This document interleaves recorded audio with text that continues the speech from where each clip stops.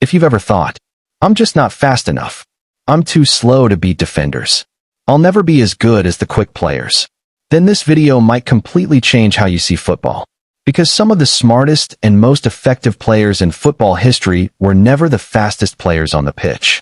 They didn't dominate because they could outrun everyone. They dominated because they understood something most players never learn. Football is not a sprinting competition. It's a decision-making competition. And if you're relying on speed to solve every problem, you're already limiting your potential. Today I'm going to show you exactly how slower players can control games, beat faster opponents, and become the player everyone hates playing against. Most players think football rewards speed. That's only partially true. Speed helps, but speed is often overrated. Watch youth football, and you'll see players constantly relying on pace. Watch elite football, and you'll notice something different. The best players don't spend the game chasing space. They arrive in space before anyone else. That's a huge difference. Fast players solve problems with their legs. Elite players solve problems with their brains. And that's why many slow players continue succeeding at higher levels, while naturally fast players often struggle. The game gets faster. The players get smarter. And intelligence becomes more valuable than raw athleticism. The real reason many slower players struggle isn't their speed. It's because they're trying to play the wrong game. They're trying to play football like fast players. They constantly dribble into races. They hold the ball too long. They react late. They make decisions after pressure arrives. Then they blame their speed.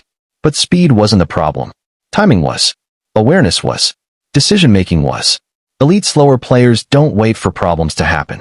They solve them before they exist. Rule number 1. Scan before you receive. The easiest way to become faster without becoming faster is to scan more. Before receiving the ball, look over your shoulder. Check pressure. Check teammates. Check space. The more information you collect before the ball arrives, the less time you need after receiving it. Fast players create time with acceleration. Smart players create time with awareness. When you already know your next action, you're effectively playing one step ahead. Rule number 2. Master your first touch. A great first touch is hidden speed. One touch can eliminate pressure. One touch can create space. One touch can beat an opponent.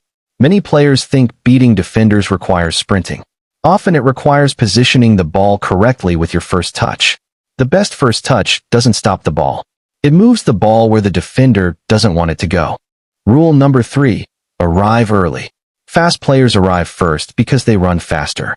Smart players arrive first because they move earlier. Watch elite midfielders. They're constantly adjusting their position. Tiny movements. Small angles. Early decisions. They aren't waiting for opportunities. They're preparing for opportunities. This allows them to receive the ball comfortably while others are still reacting. Rule number 4. Play simple faster. One of the biggest mistakes slower players make is trying to prove themselves. They force dribbles, force skills, force difficult actions. The best players understand something important. Simple football played quickly is incredibly difficult to defend. Move the ball. Move yourself. Move again. Speed of thought beats speed of feet more often than people realize. Rule number 5. Become pressure-proof. When fast players lose confidence, their game often suffers dramatically. When intelligent players lose confidence, they still have positioning, awareness, and decision-making. This is why football IQ is one of the most reliable advantages you can develop. Pressure affects everyone, but players who understand the game always have solutions. During your next match, focus on 3 things. First, scan before every reception. Second, take your first touch away from pressure. Third, release the ball quickly and move. Don't judge yourself based on how many players you beat. Judge yourself based on how many problems you solve.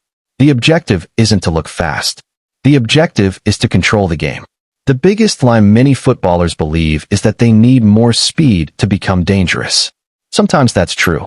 Most of the time, it isn't. Football rewards awareness. Football rewards timing. Football rewards intelligence. The player who understands the game usually beats the player who simply runs faster. So stop obsessing over what you don't have. Start maximizing what you do have. Because the most dangerous player on the pitch isn't always the fastest. It's the player who sees the game before everyone else. And once you learn that skill, you'll never look at football the same way again.